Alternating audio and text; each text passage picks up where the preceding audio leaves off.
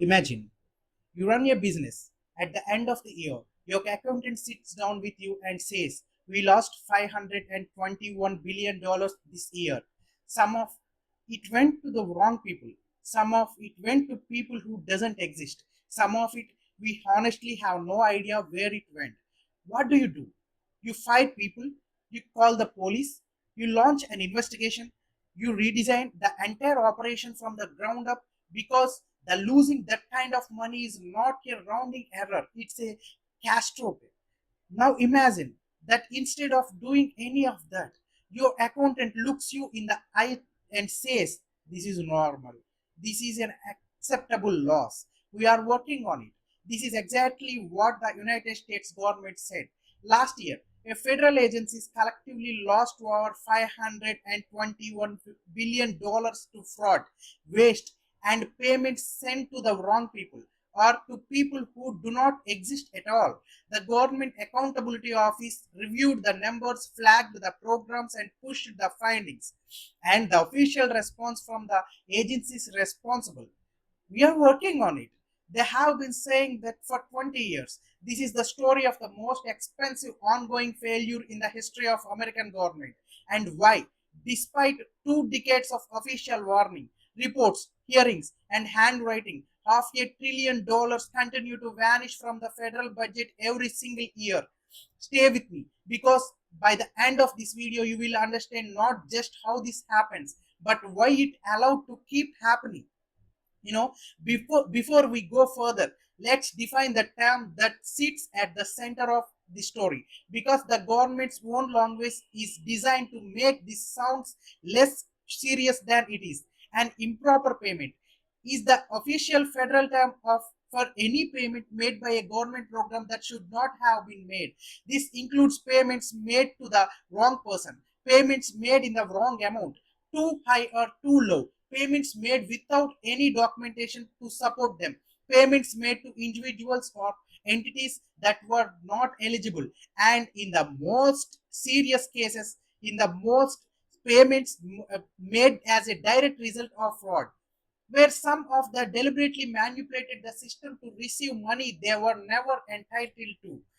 The Improper Payments Information Act, passed in 2002, requires a federal agencies to identify programs at risk of improper payments, measure how much they lose each year, and report those figures publicly. The idea was simple: if you make the government count its losses out loud, the embarrassment alone will pressure agencies to fix the problem. That's what 22 years ago, since the federal government has reported over $2 trillion in cumulative improper payments, $2 trillion over 2 decades by the government's own accounting. And here is the critical detail that most coverage of this issue glosses over. The $2 trillion figure only includes what agencies actually reported. The GAO has reportedly flagged the numerous federal programs have either failed to report their improper payment data and reported it inaccurately or been granted exemptions from reporting altogether, which means the true number is almost certainly larger. In the most recent comprehensive assessment, when the GAO compiled figures across all programs, including those that had gone dark on reporting, the cumulative annual loss figure reached over $521 billion in a single fiscal cycle. $500 billion in 1 year gone. And that is official low end estimate. The natural question is, where does $500,000 actually go? The answer is not one place, it is everywhere. And the breadth of it is exactly what makes it so difficult to confront. Let us start with the two largest programs, Medicare and Medicaid. Together account to the single largest share of federal improper payments every year. In the most recent reporting period, the Centers of Medicare and Medicaid services estimated that the two programs combined lost over $100 billion in a single year to improper payments. That includes bailing, fraud by healthcare providers, submitting claims for services never returned, inflated procedures codes, bailing for equipment that was never delivered to patients who sometimes did not even know their Medicare number has been used. The Department of Health and Human Services has been on the GAO's high risk list, meaning it has been officially flagged as vulnerable to significant fraud and mismanagement for over 2 decades continuously without interruption. Then there is a social security. So that Social Security Administration issues billions of dollars each year to recipients who are deceased, ineligible, or whose circumstances have changed in way the agencies has failed to track. In recent audit, the SSA was found to be making payments to over 6 million individuals who were listed as being over 112 years old with no death records on file. The vast majority of these cases involved record keeping failures rather than active fraud. But the result is the same, money going out with no one receiving it legitimately. The IRS issue an estimated $20 billion or more each year in fraudulent tax refunds, payments processed against returns filed using stolen social security numbers or fabricated business identities. The agency intercepts a significant portion of these, but billions get through every year. Federal contractor payments represent another vast and poorly monitored category. The government spends over $600 billion annually on contracts with private vendors. Audits have repeatedly found payments made to contractors who performed no work, payments duplicated across agencies for the same service, and active vendors that do not legally exist. Companies incorporated solely to receive federal payments that dissolve immediately after collecting them. And then there are the agencies that stop reporting entirely.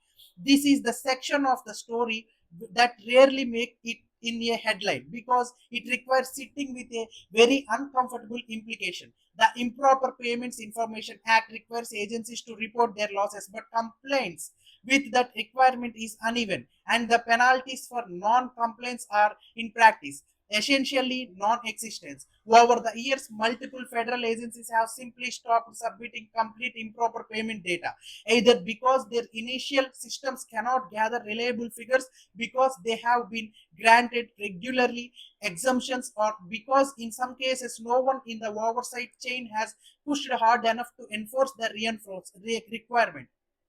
The GAO identified this pattern as a specific named concern in its most recent high risk report.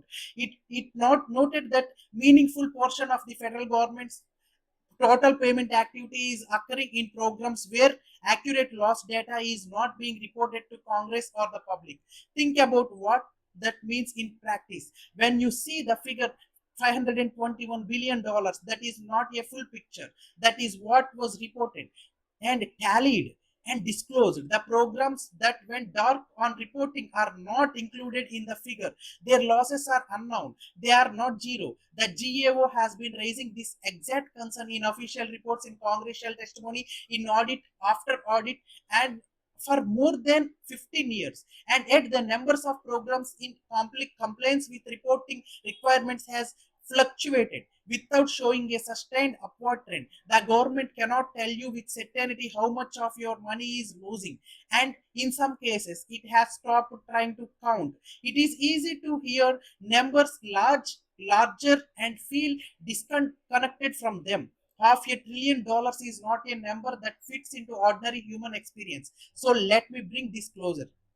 The money lost to federal improper payment every year is not abstract government money. It is the money appropriated from specific programs for specific purposes that affect real people's lives. When those programs are underfunded or cut because their budgets have been drained. Consider this: Medicare fraud does not just cost the government money, it costs patients. When providers bill for services not rendered, real patients sometimes receive no care at all, while their coverage limits are consumed.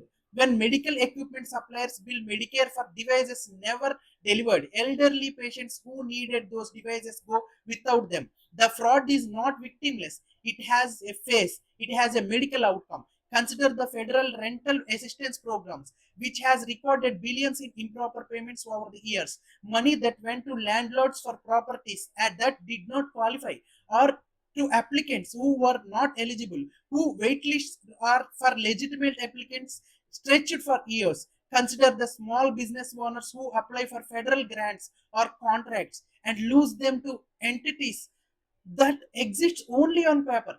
Ghost companies that win awards through fraudulent fillings and then disappear, while real businesses with real employees are turned away. And consider this specific documented case during a routine audit of a federal health program.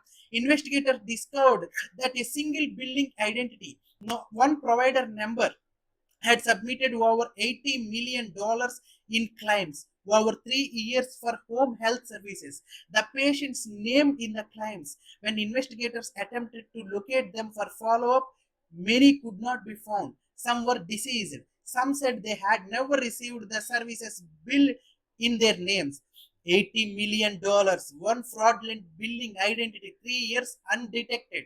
This is not an exceptional case. The Inspector General Office of major federal agencies publish reports like this every quarter.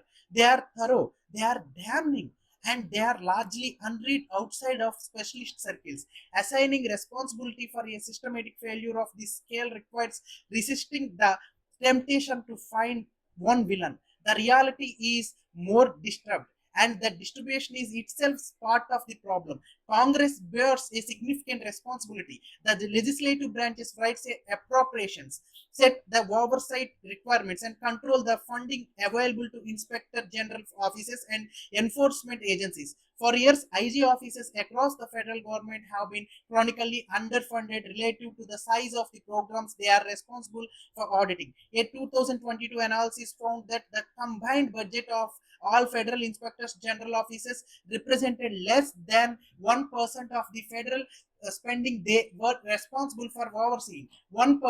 The individual agencies bear responsibility for the management failures with their programs. Many of the largest programs, program Medicare, Medicide, Social Security, certain DOD contractor payments have been flagged repeatedly over years, with the same root causes identified each time: outdated IT systems, inadequate identity verification, insufficient post payment auditing. The fixes are known. The funding and political will to execute them have not been consistently provided. The executive branch across multiple administrations, both parties bear responsibility for the systematic failure to prioritize their issues. Improper payments reform is not politically glamorous. It does not generate headlines. It does not win in elections. So it consistently get deprioritized in favor of initiatives that are more visible and more electorally useful.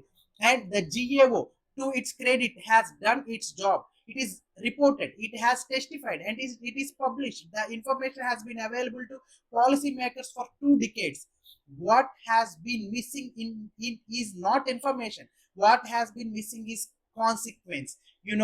When here is the timeline that should trouble every American taxpayer. In 2002, Congress passed the Improper Payment Information Act. The problem was officially acknowledged. Reporting was mandated. In 2010, the Obama administration issued an executive order specifically directing agencies to reduce improper payments with measurable targets. The GAO welcomed it. Agencies submitted plans. In 2015, Congress strengthened the reporting requirements with additional legislation. The IG community issued supportive statements. In 2019, the Trump administration launched a payments integrity initiative with explicit goals for reduction. In 2022, the Biden administration published an updated framework for improper payment reduction, citing ongoing concern from a GAO.